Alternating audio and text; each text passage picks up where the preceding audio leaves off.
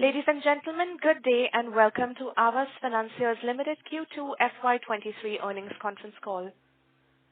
This conference call may contain forward-looking statements about the company which are based on the beliefs, opinions and expectations of the company as on the date of this call. These statements are not the guarantees of future performance and involve risks and uncertainties that are difficult to predict. As a reminder, all participant lines will be in the listen-only mode, and there will be an opportunity for you to ask questions after the presentation concludes. Should you need assistance during this conference call, please signal an operator by pressing star then 0 on your touchtone phone.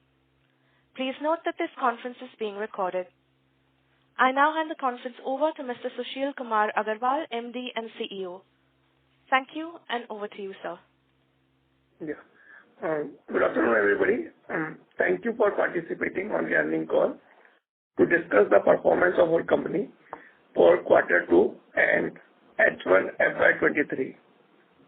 With me, I have Mr. Ghanshyam Rawat, CFO, Ghanshyam Gupta, Investor Relationship Officer, and other senior member of the management team, and SGA or Investor Relationship Advisor. The results and the presentations are available on the stock exchanges as well as our company website, and I hope everyone has had a chance to look at it. I am happy to inform you that during the quarter, the company's long-term credit rating was upgraded from AA- positive outlook to AA stable outlook by CARE, in line with the ICRA. I take this opportunity to thank all our stakeholders for their continued trust and support. After witnessing 90 basis point increase in repo rate in first quarter, RBI has further increased the repo rate by 100 basis points during the second quarter. Consequently, we have also increased our prime lending rate by 75 basis points during H1 FY23 and a further increase of 50 basis points with effect from 5th October 2022. For quarter 2 FY23, we disbursed 1146.7 crore, registering a 27% year-on-year growth and achieving 89% of the disbursement done in seasonally strong Q4 last year. We continued to grow in a calibrated manner and registered AUM growth of 24% as of September 2022, while maintaining our operating metrics, and we have delivered PAT growth of 29% year-on-year for H1 FY23. With our continued focus on collection, 1+ DPD stood at 4.45% with an improvement of 22 basis points from first quarter. 90-day past due stood at 0.93% in September 2022, but we have also categorized 0.17% of up to 90-day past due asset as gross NPA or gross stage 3 following RBI's notification dated 12th November 2021 to harmonize IRACP norms across all lending institutions. As a result, total gross stage 3 is 1.10% in September 2022. We will continue our strategy of controlling the early delinquencies and strive to maintain 1+ DPD below 5% and 90-day past due below 1%. I would now hand over the line to Ghanshyam, CFO, to discuss various business parameters in details. Thank you, Sushil. Good afternoon, everyone, and a warm welcome to our earnings call. During the quarter, company borrowed an incremental amount of rupees 9,467 million at 7.55%. As of September 22, our average cost of borrowing stood at 6.99% on an outstanding amount of rupees 1,09,711 million. During the quarter, our long-term rating was upgraded by CARE from AA- positive to AA stable, while ICRA continued to maintain long-term credit rating AA stable. Despite the highest short-term rating A1+, we continue to maintain zero exposure to commercial paper as a prudent borrowing practice. IGAAP to Ind AS reconciliation has been explained in detail for profit after tax and net worth on slide number 31 and 33 of our presentation. Key parameters. As on 30 September 2022, total number of live accounts stood at 1,63,639. That is 23% year-on-year growth. Total number of branches was 321. 24 new branches added in last 12 months. Employee count 5,702. 23% year-on-year growth. Assets under management grew 24% year-on-year to rupees 1,25,443 million as on 30 September 2022. Product-wise breakup: home loan 70.9%, other mortgage loan 29.1%.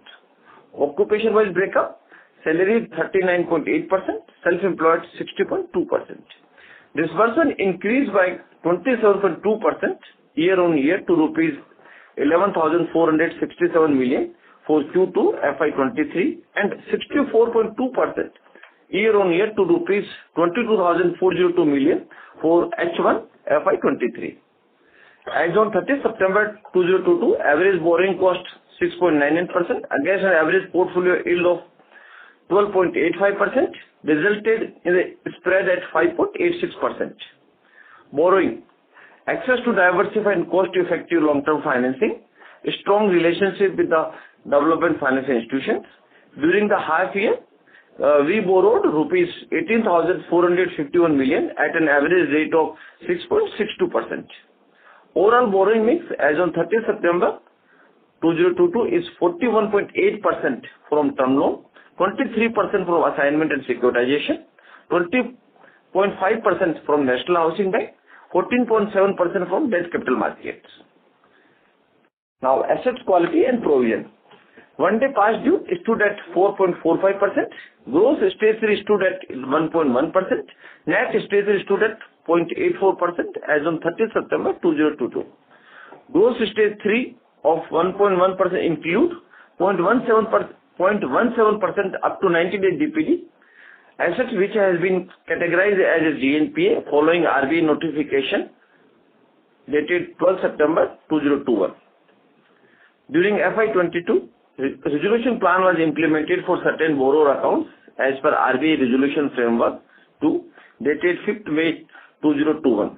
Some of such accounts with an amount outstanding of rupees 1012.5 million as on 30 September 2022 have been classified at stage 2 and provided for as per the regulatory guideline.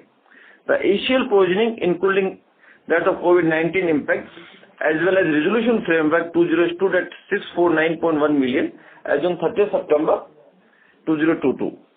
Liquidity of rupees 28,370 million as on 30 September 2022. Cash and cash equivalent of rupees 13,270 million. Unavailed CC limit of rupees 1,100 million. Document unavailed sanction limit from other banks 14,000 million. Profitability. PAT increased by 29% year-on-year to rupees 1,962.6 million for H1 FY23. ROA was 3.42%. ROE was 13.44% for H1 FY23. As on 30 September 2022, we are well capitalized with a net worth of rupees 30,314 million. Book value per share stood at 383.6 rupees. With this, now I open the floor for Q&A session. Thank you. Thank you very much, sir. Ladies and gentlemen, we will now begin the question and answer session. Anyone who wishes to ask a question at this time may enter star then 1 on their touchtone telephones. If you wish to remove yourself from the question queue, you may press star and then 2. Participants are requested to please use handsets while asking a question. Ladies and gentlemen, we will wait for a moment while the question queue assembles.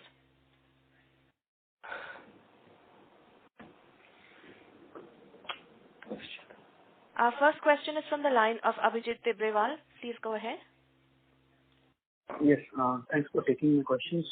Good afternoon, Sushil and Shamsi.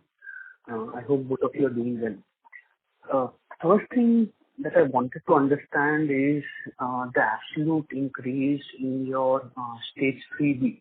which is greater than 90 DPD and is now up 50% in the last 2 quarters. Just wanted to understand, are these loans which have slipped from your restructured pool, or are these customers who have defaulted because their EMIs have increased when you increased your PLR? And maybe a related question here is, from your past experience, do you think that there is a need for the industry to be worried about higher delinquencies in the affordable housing segment when the EMI of the customer is increased? So, Abhijit, if I'm correctly, so you're asking from Q4 last year to Q2 this year? Yes. Yeah. So, Abhijit, I think we are normally in 1% here and there.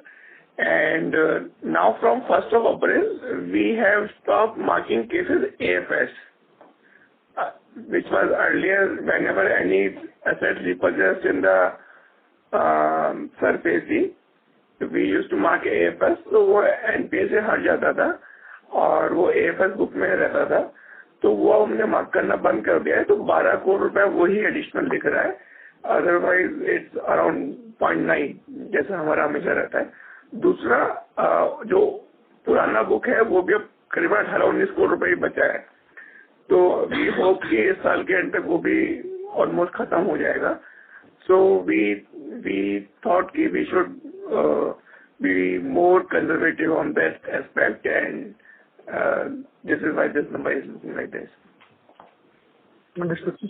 Now we don't classify any assets that we repossess as assets held for sale. They are still classified as stage 3 loans. Yeah. Yes.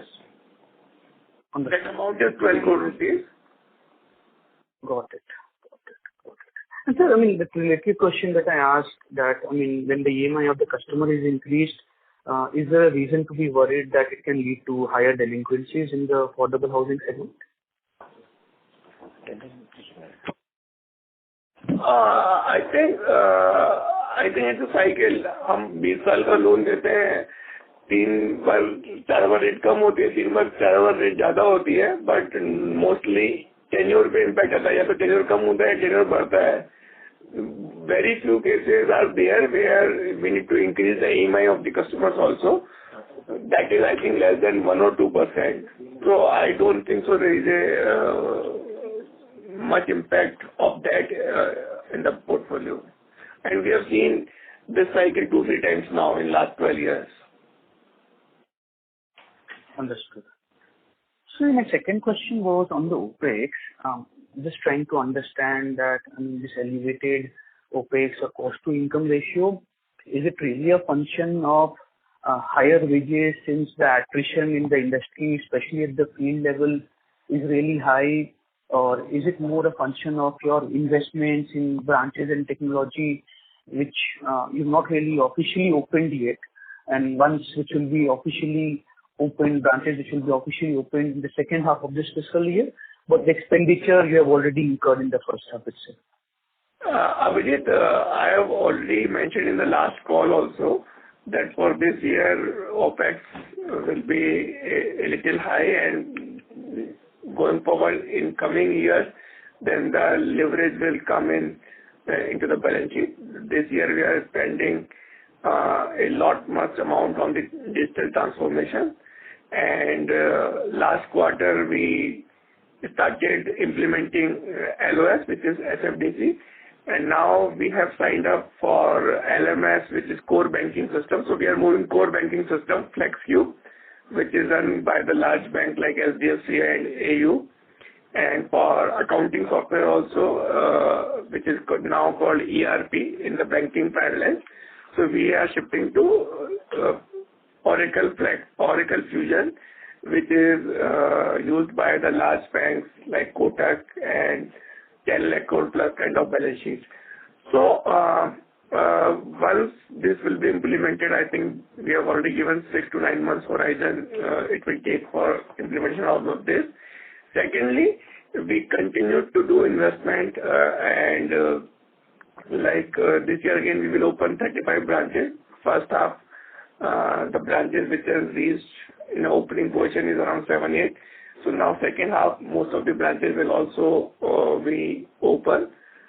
Thirdly, we are also investing in manpower and leadership, keeping in mind 5 to 7 year horizon.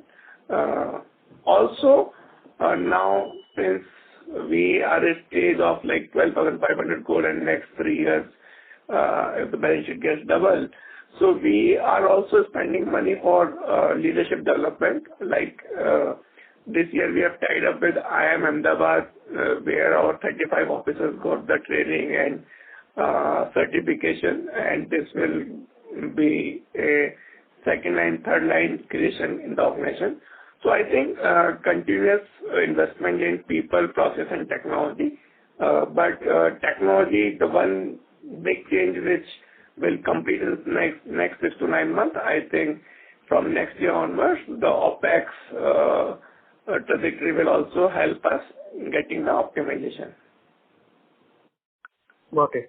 Thank you, Sushil. I mean, very good to hear that we are spending or investing in manpower and kind of furthering the career progression of the leadership team. The last question that I had is that, I mean, have you availed any NHB borrowings in the first half of this fiscal year?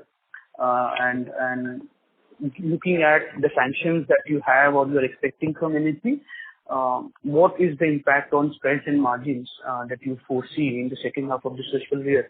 So see, what I'm trying to understand is today there are two schools of thought. One which says that it's okay if there is some spread and margin compression, but we want to focus more on growth. While the another school of thought is, I mean, we will kind of want to maintain the current spreads and margins that we have.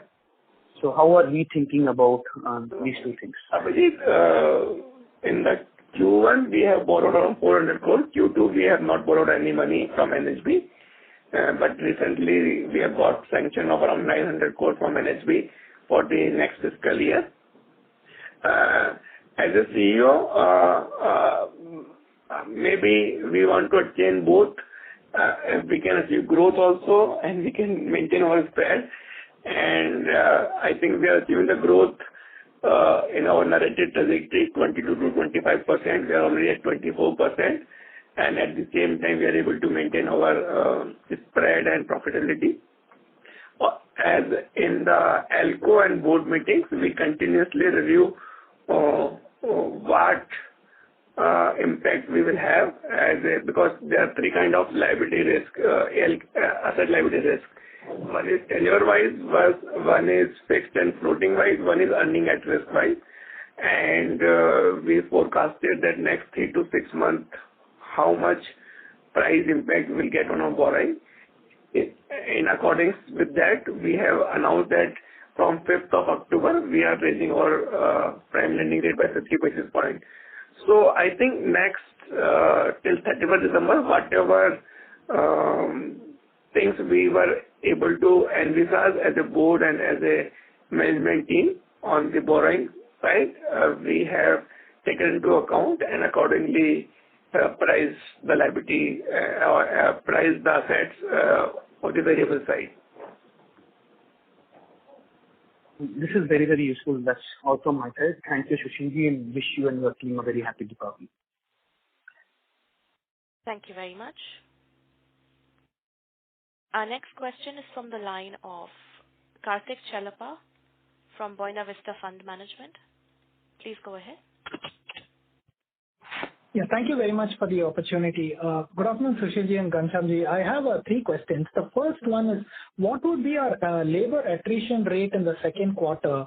And across the industry, it seems that the attrition rate, especially at the field staff level, has remained high. You talked about a few measures as far as, let's say, tying up with IIM Ahmedabad, etc. But at a field staff level, what initiatives are you planning to improve this attrition level? That's my first question. So, Karthik, thankfully, Anshul joined us around 6 months back. And as an organization, we have kept one of the key operating metrics which needs to be tracked is employee attrition.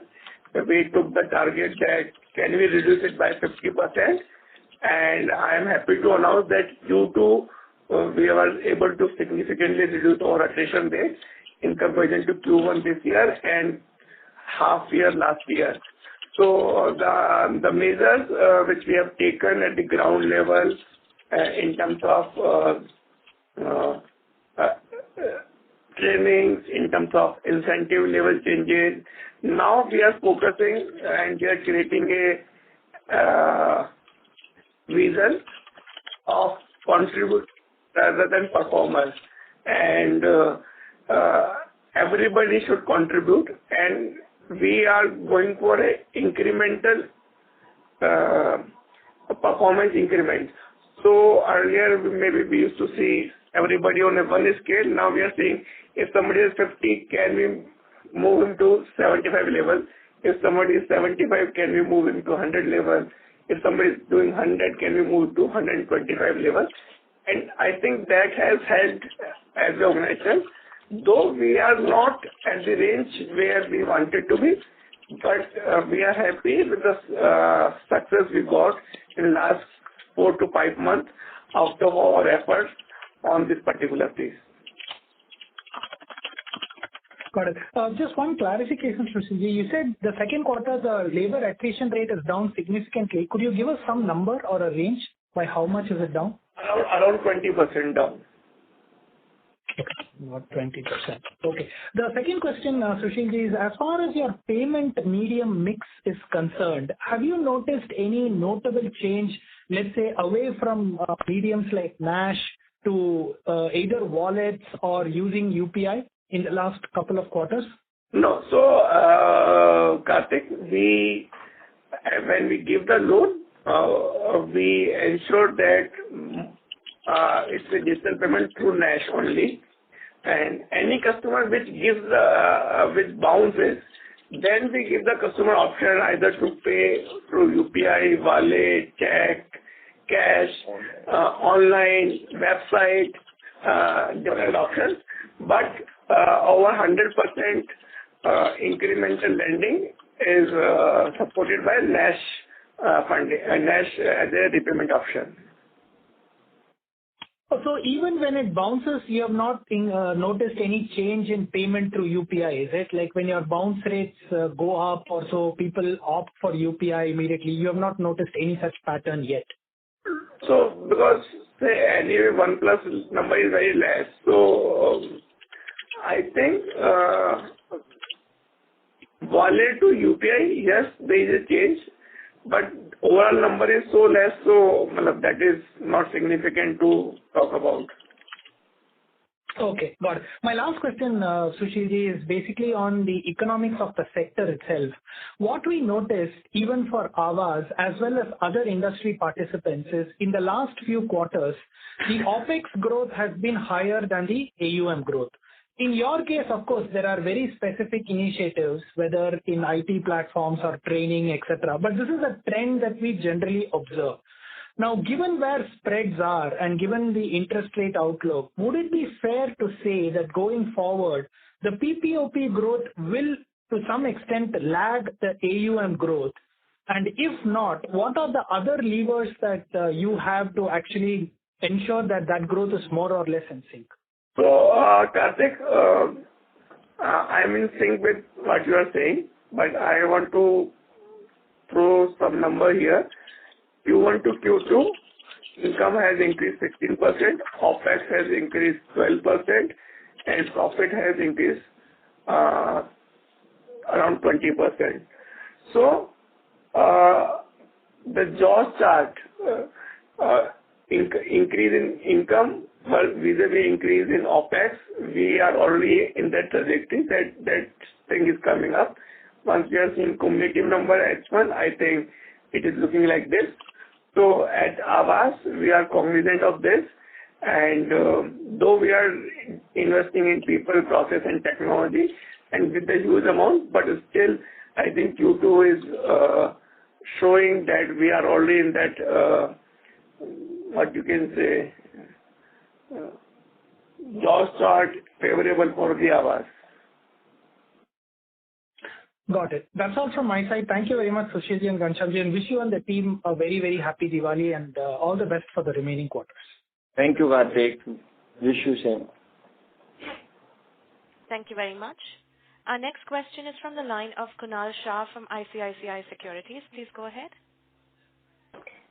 Yeah, good afternoon, Sushilji and Ghanshyamji. Firstly, with respect to the repricing, so as we clearly see in terms of almost 7,500 odd crores, 7,200 crores is a floating rate loan and 5,300 on a fixed side. So when we increase this lending rates by say 75 basis points and another 50 odd basis points, when do we see this repricing getting reflected in the 7,200 crores book? No, Kunal, Maybe a monthly reset or maybe a quarterly one? as we announced, we publish the date of effective also, like this 50 basis point get announced, 5th October is effective, so it will have an impact on 5th October itself on a floating loan book. As far as fixed rate book, we have a contractual agreement for each and every borrower. Every 3 years, the fixed rate contract also get repriced.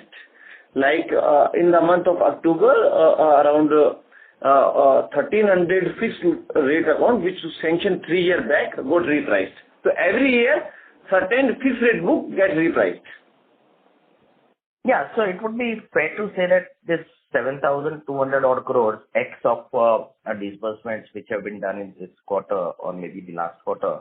Besides that, the entire book would get repriced by 125 basis points from 5th of October, cumulatively. No. 5th October we have announced 50 basis points. Yeah, and earlier 75, 75 basis points we announced earlier, 25 basis points and then 50 basis points. Those goes effective on those days. Yeah.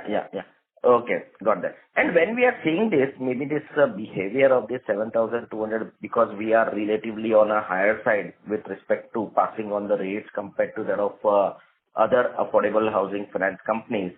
So any change in terms of the BT outs or something, maybe when we did this 75 bits? Because many players have not yet increased it. So Kunal, on that side also very positive news. Our BT out has come down. So earlier it was around 0.6% per month, which has reduced to now 0.5% because 0.6% counts as a 7 to 8% on a yearly basis. Now the current run rate is going 0.5% or below. So that signifies for the next 12 months, if everything will be in control, it's less than 6%. So there also we are on a positive side. Sure. And lastly, again touching upon maybe in terms of the growth. So I think when we look at it in terms of the traction, it still seems to lag with the industry peers. Okay, and there is huge amount of investment which is happening. So when do we actually see the productivity improvement as well? Okay, and maybe given the kind of branch network, employee network that we have, in fact, we should get back to in terms of the disbursements per branch. We could see a significant improvement. Yeah. Kunal, as a company, we are okay with growth of 20 to 25%. We are already on 24+% trajectory. So I don't think so there is a challenge on that side.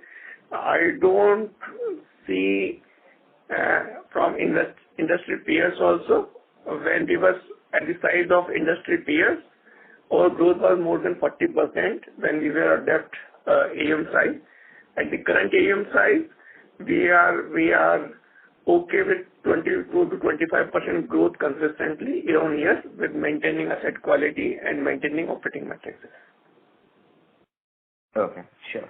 And one last question was with respect to securitization. So we have adequate liquidity, but maybe I think in terms of the securitization momentum compared to that of maybe the previous years, it seems to be on a higher side. So would we see this maybe in the second half? Should we assume that the run rate could be relatively lower if I have to look at on a full year basis? Is it like No. similar run rate might continue? Ghanshyamji will reply, but as a company, as a organization, I think overall ratio has not changed.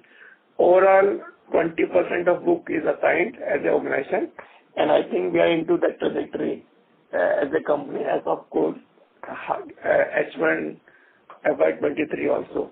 So I don't think so there is a challenge or there is change in strategy from the company on that side. Ghanshyamji? Kunal. To 23, 25 or so, yeah. Kunal, Sushil just covered, I think, very well. Last year we done a full year basis 780 crore rupees. This year, whatever we see growth in the AUM, similar growth you can see in assignment also. Nothing, any strategy is changed. It's only 1 quarter, 2 quarters here and there that becomes because of what opportunity, what price we get from banks and institutions, and then we accordingly execute the deal. Okay, got it. Yeah. Thank you. Thanks and all the best, and wish you a very happy Diwali. Thanks. Thank you very much. Our next question is from the line of Shripal Doshi from Equirus. Please go ahead.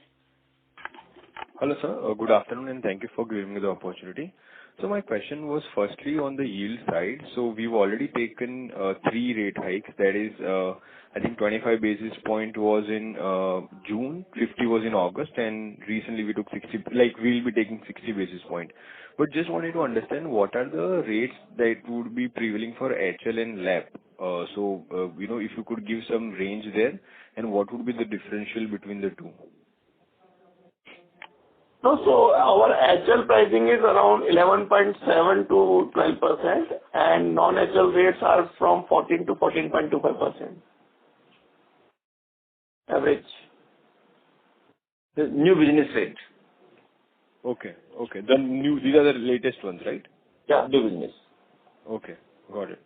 And so with respect to this asset held for sale, that line item that we had in the balance sheet, so I guess in the annual report that gross number was 30 crore. Now, like I think you highlighted to one of the participants that you have already incorporated to the stage 3 number this asset held for sale. And so that number has come down significantly, or is it like... So 30 has come down to 30. 25. So as of 31 March, it was 29.21, and after provisioning, it was 24. Now, this is 19 after provisioning. Okay. So 19 crore we have lot many cases EMD received. So I think we will see a significant reduction this quarter also in this number. Hopefully, my say by year end this will be mostly 25% of the opening pool. Rest everything will be disposed of. Okay. So sir, you said that this number has been added to stage 3. No, so new from 1st of April. Okay. Then whatever AFS is doing, we are not marking that as a AFS. So only opening pool will come down, and new AFS is as a stage 3. Okay, got it. Sir, just wanted to understand the logic behind this, that why do we have it as a separate heading in the balance sheet? Because, I just wanted to understand the logic behind this. It's nothing, anything big, any aspect. It is a normal accounting policy which we adopted 6 years back. Now, new regime, we become, like as Sushil mentioned in early remarks, we become more prudent, more conservative accounting policy. So, we are keeping any AFS new assets as an NPA.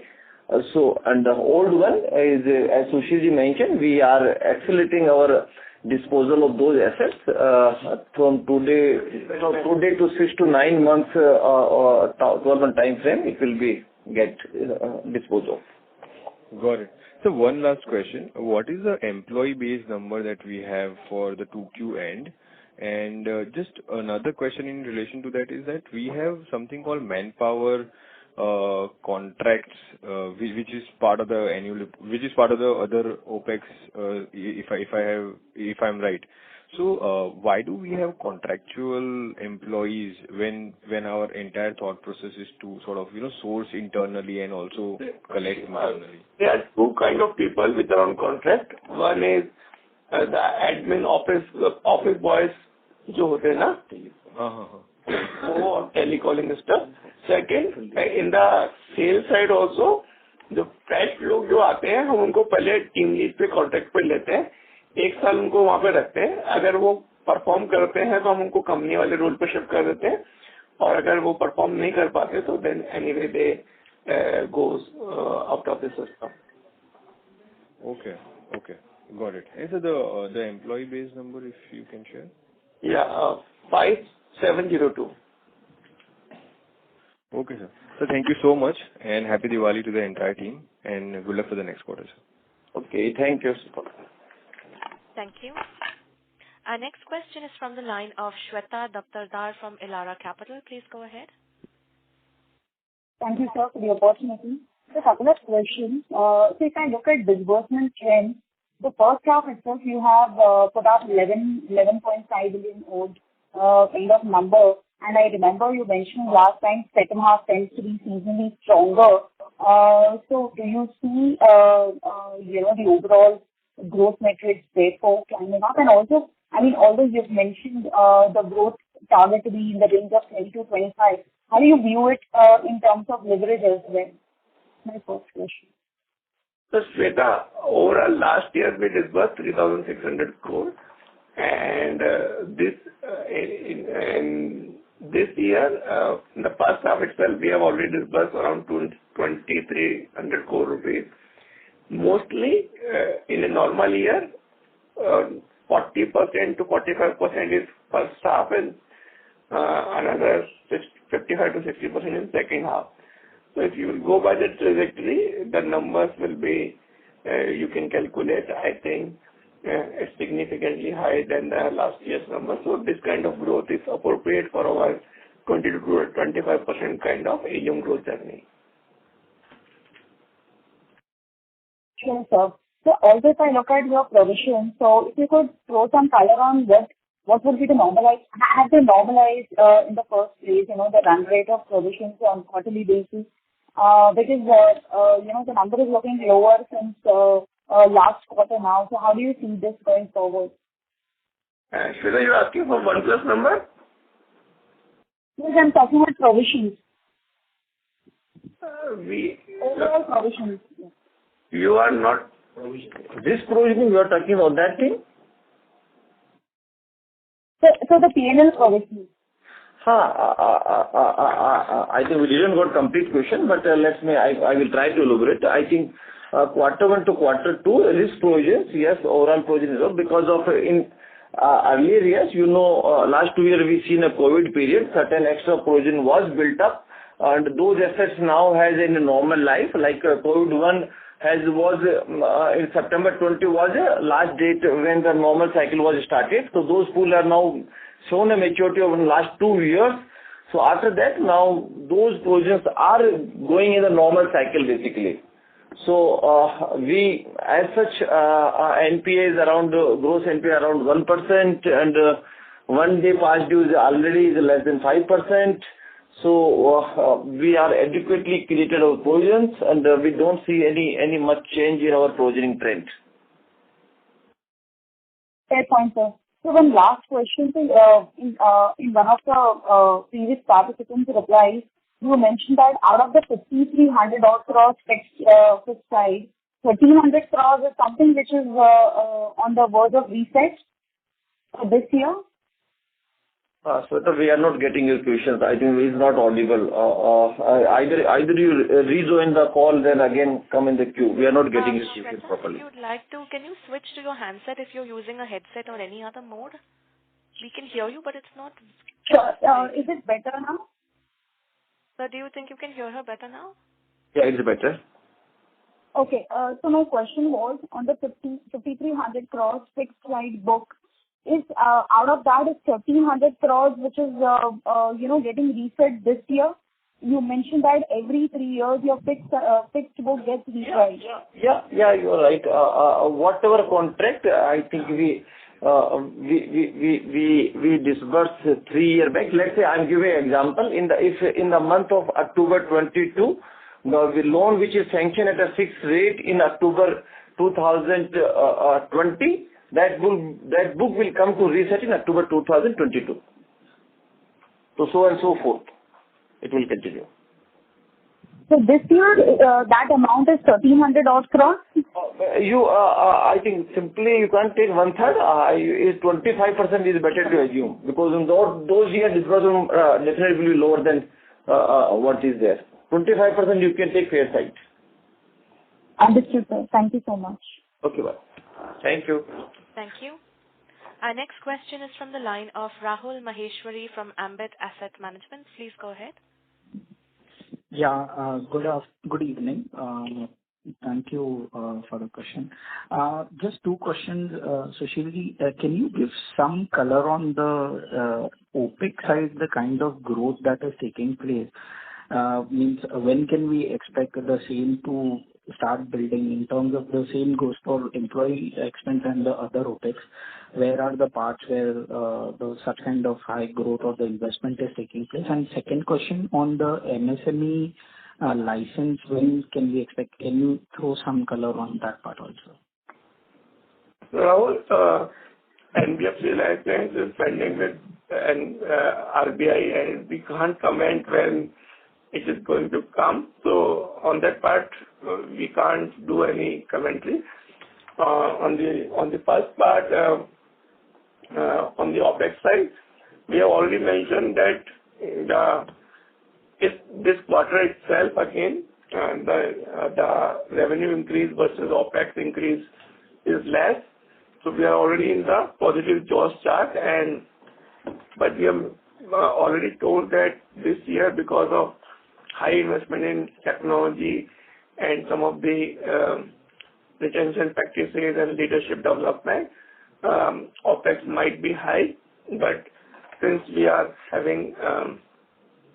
maintaining high spread, we thought we can invest, and once all these things will be implemented in 6 to 9 months, we will see again the downward trend of OpEx to AUM and all those ratios. But this quarter itself, we got positive jaws on that balance sheet number. So just to break this, in case of percentage of mix where it's going in OpEx compared to volume growth, technology spends and the branch expansion, can you break it down in terms of where the quality of investments or OpEx are going for Aavas?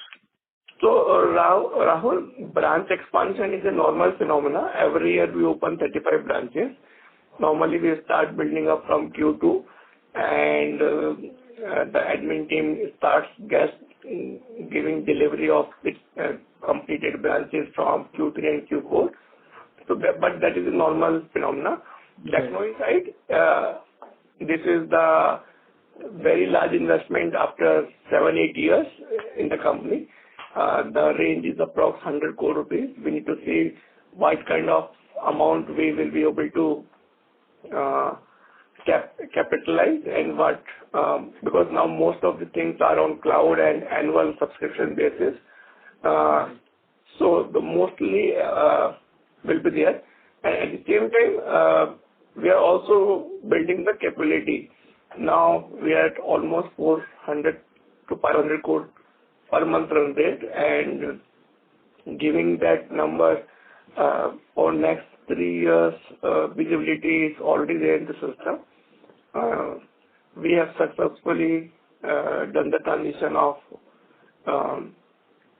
business also. Business head Ram left in June, and Siddharth joined, and entire process was so smooth.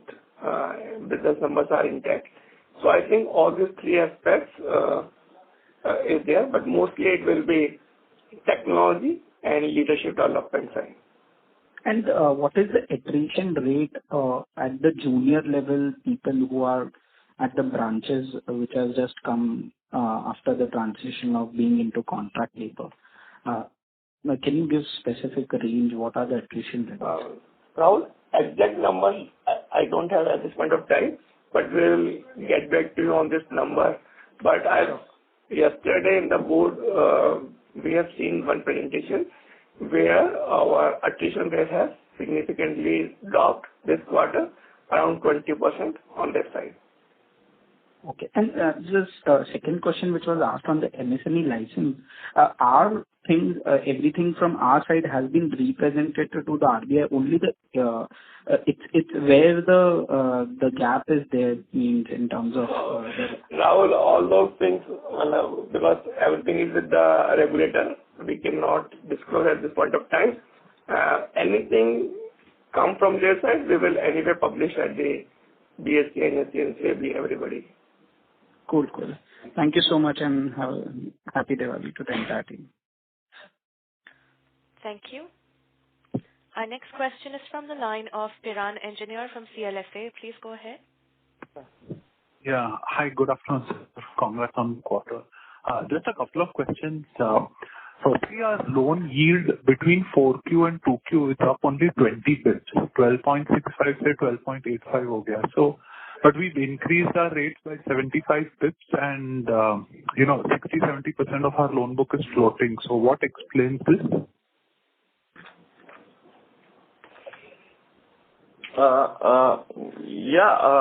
Like we started 12.65, we now has a 12.85%, roughly 55% floating rate, so where immediately get passed on. So if we take 75 basis point as a 44 for around 55 basis floating rate, so roughly increase to be, let's say, 38 basis point, but 17 basis point obviously got lost in a certain asset we put on retention, like assets comes for balance transfer. We found that these assets is worthwhile to retain these assets, so we offer them competitive price. So that also sometimes give us some reduction in overall AUM yield. So on that account, we lost around 12 basis point, or new asset generation is gradually picking up and changing AUM yield basically. So that also have some basis point hit in the overall basis. So 20 basis point state increase in the AUM on account of increase, and roughly 17 basis point we lost on account of two factors. Okay, got it. So, but फिर अभी 0.5% per month is our BT out. This is what actually happens. What would be like the BT out applications, and how much are you able to, let's say, resolve by offering a lower rate? No, so every time in BT retention, there might not be scenario where you need to reduce the rate. Sometimes customer comes for top up, sometimes customer comes for some other problems also. So normally around 1 to 1.25% kind of applications comes in every month, and we have a very strong team and DNA at the branch level, culture level, branch head level, and everybody's KRA is linked to that customer. Good customer should always be with us. So out of 1.25%, around 0.25 to 0.3% customers where we want them to go, because they will be either in continuous delinquency or their CIBIL score has already reduced between 300 to 600. Another 0.5%, maybe 60-40, 60% we need to offer the rate, 40% we need to offer either grievance redressal, or maybe if they want top up, we provide that. Got it. And so just one very basic question. If I take a fixed rate loan or a floating rate loan at one point in time, is the rate the same? No, rate is different. On a fixed rate product, roughly 200 to 300 basis point higher rate. Achha, irrespective of the cycle? Yeah, irrespective of cycle. Yeah. Okay, so आपने जो बोला 11.7% home loan rate starting, that is for floating. And if I take fixed, it will be around 13.5, 14. So on variable side, it is around 10%. On fixed side, it is around 12%. 12% plus for home loan.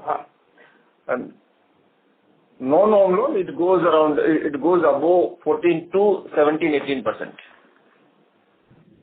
Okay, so floating rate home loan starts at around 10%.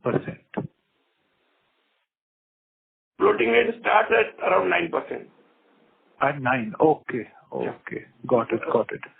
Goes up to 10.5 or 10%. Sorry?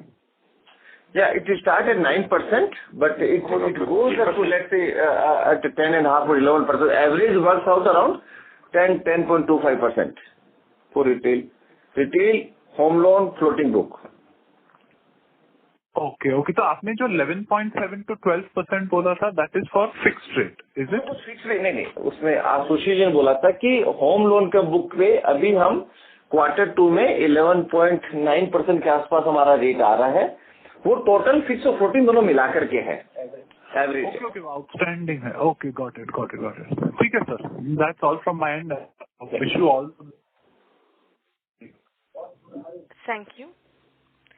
Our next question is from the line of Mona Khetan from Dolat Capital. Please go ahead. Yeah, hi sir, good evening. I just have one question. So, if you could share the breakup of your loan book by ticket size, what share of loans are sub 10 lakhs, share of loans between 10 to 25 lakh ticket size and above 25 lakh ticket size? One sec. Total, हाँ. 10 लाख से कम है तो 42.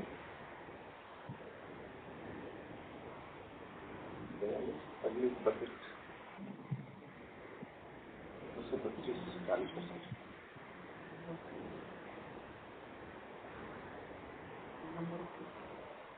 Just give us 1 second. Sure.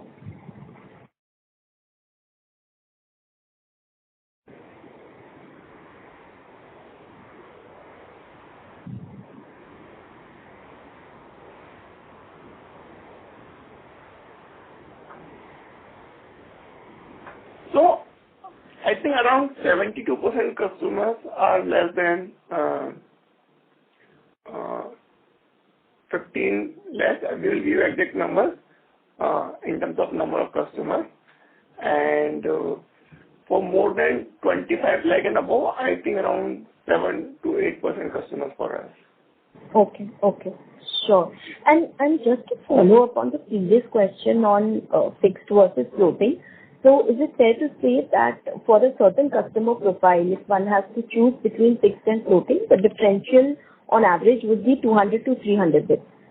Yeah. At any point of the cycle? Yes. Sure, thank you. That's all from my side, and all the best.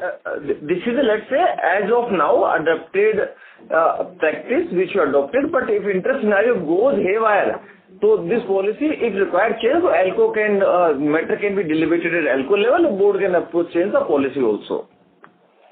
Sure. Thank you. If the market dynamics change in a rising interest rate scenario, so obviously we are also bound to change our policy around that. Sure, got it. Thank you. Thank you very much. Yeah. Ladies and gentlemen, due to time constraints, that was the last question. I now hand the conference over to the management for closing comments.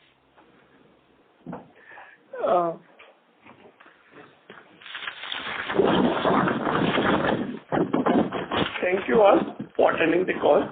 I wish you very happy Diwali and festivity, and hope everybody keeps safety and health as a priority. For any further information, we request you to get in touch with Ghanshyam Gupta, our Investor Relationship Officer, or SGA, our Investor Relationship Advisor. They would be happy to help you. Thank you all. Thank you everyone. I wish you happy Diwali. Thank you very much, members of the management team. Ladies and gentlemen, on behalf of Aavas Financiers Limited, we conclude this conference call. Thank you all for joining us, and you may now disconnect your lines.